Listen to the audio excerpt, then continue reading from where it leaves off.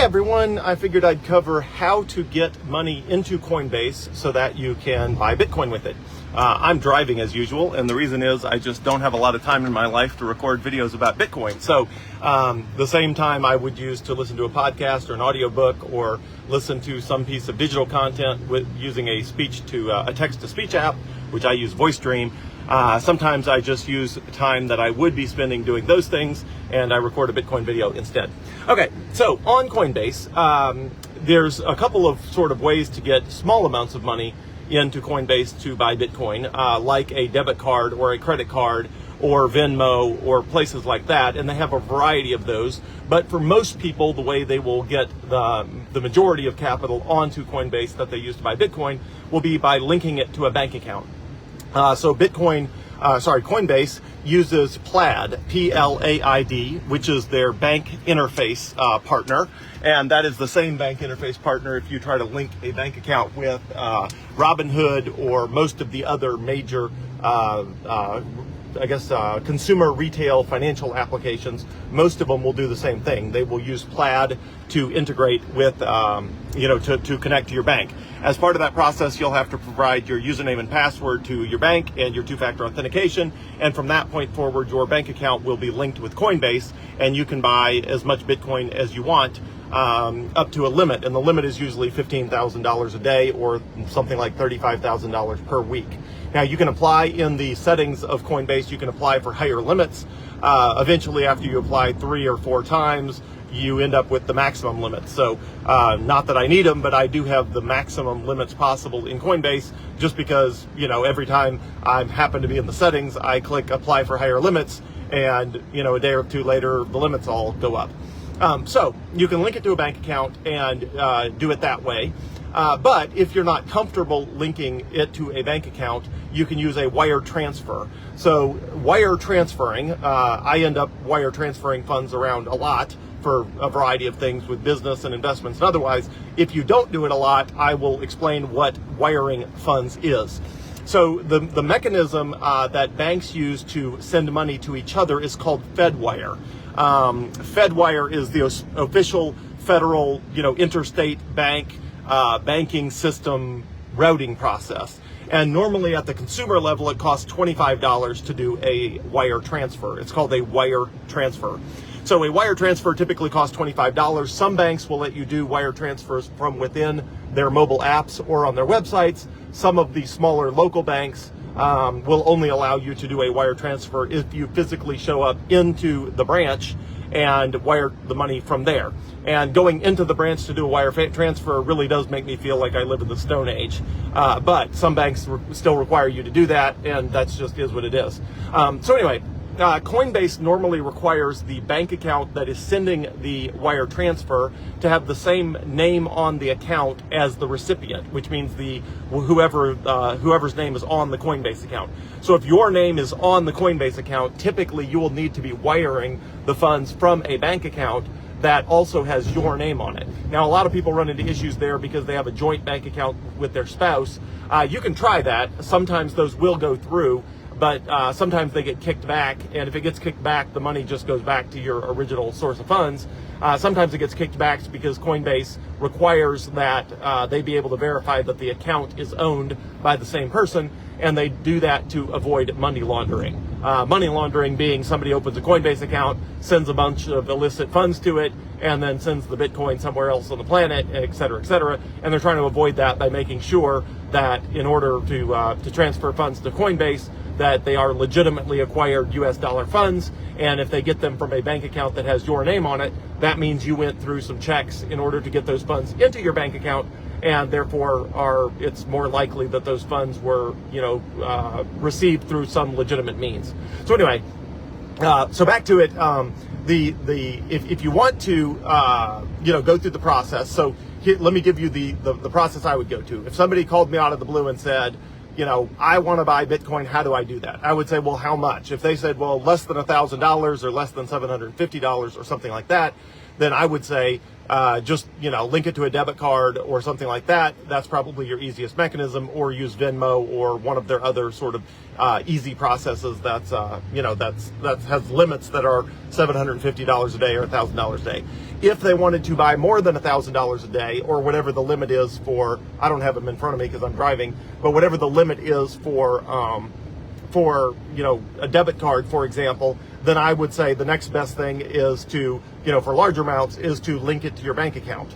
And again, that process is pretty seamless, and most banks will let you do that. Some banks, you'll get a chargeback on them, which means when you go through the process of buying Bitcoin in Coinbase, it'll tell you you bought it, and then a few hours later, the bank will basically say, nope, we're refusing to process the funds. And then you got to call your bank, and then it's a painful conversation. Most of the local banks are relatively good about that. I have had a couple people tell me that Regions has been an issue, that they just, you basically have to call the bank and say, hey, it's my money, not your money. I want you to send, I want you to let me use my money the way I want to use my money. So sometimes people have issues with Regions.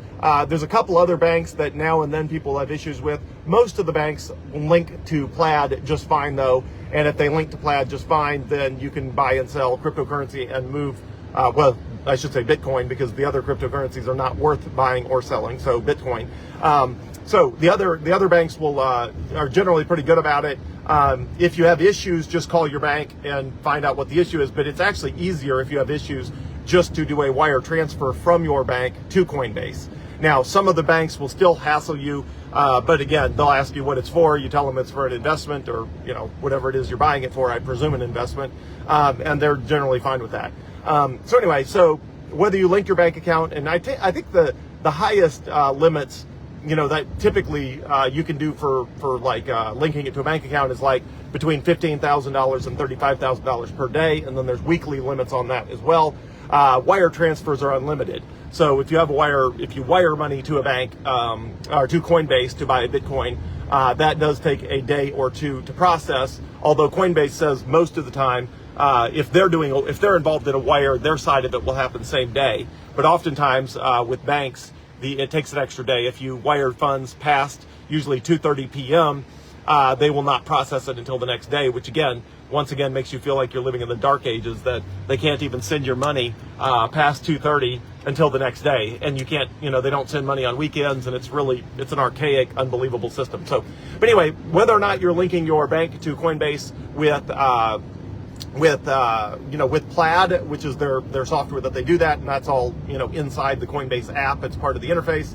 And they walk you through all that, or whether you're linking it or not linking it but doing a wire transfer. Some people feel more comfortable with a wire transfer because you're not actually giving Coinbase or anybody else your bank details. You're literally going to your bank and saying, send money to this wiring instructions, and the wiring instructions involve an address, a bank account number, a routing number, and all that, but that's information you're giving to your bank, and then you're just showing them on the Coinbase app the wiring instructions for Coinbase, and you just tell them, I want them, I want to send it here. And so anyway, so some people prefer wiring funds if they don't want to link an app to their bank account. Other people are like me, are totally fine just linking Coinbase to a bank account, and that's all fine. So anyway, those are the highlights. And if you have issues and it just will not work with Coinbase, your second best option is probably Gemini, but Coinbase is just like way better. I mean, way better. The fees on Coinbase are much lower. The ability to actually spend Bitcoin using the Coinbase debit card is something you can only get on Coinbase, not on Gemini.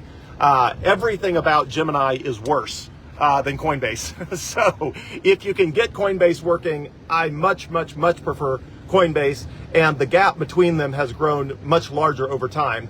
They used to be in sort of the same league years ago, and Coinbase has pulled way far ahead, and Gemini is an also-ran at this point. But it does work. It still is credible to my knowledge, and if you can't get Coinbase to work, and that's, your only other option, then, sure. But I would put Coinbase way ahead of Gemini as far as where my preference would be as far as buying Bitcoin. So anyway, hope all that helps. If you have any specific questions, text me 601-207-0813. That number again, 601-207-0813, or message me on Facebook Messenger. Just make sure if you're messaging me that it's my real profile, which means it's best to start it from an actual video of mine that is directly posted, and just message me from that profile. That way you're sure you're not accidentally messaging a scammer. Typically there are one or two other Facebook accounts that have my name on them. They usually have blurred out imagery on them. They just basically, they take my Facebook page, they blur everything out. They start a new Facebook page, and then they start messaging people telling them they have some new cryptocurrency investment scheme or something like that, and they pretend to be me. So if you're messaging on Facebook Messenger, just make sure it's the actual real me at the actual real profile of me. And the best way to do that is probably just to go to the profile that live recorded this video, not a profile that just reposted it, but the one that actually live posted this video. And that way you can make sure you're interacting with the real me. And I'm always happy to send you a quick voice note or a quick video note if you want me to verify, just to make sure that you are talking to the right person in the right place. So let me know if you need anything. Always here to help on your Bitcoin journey. Thanks.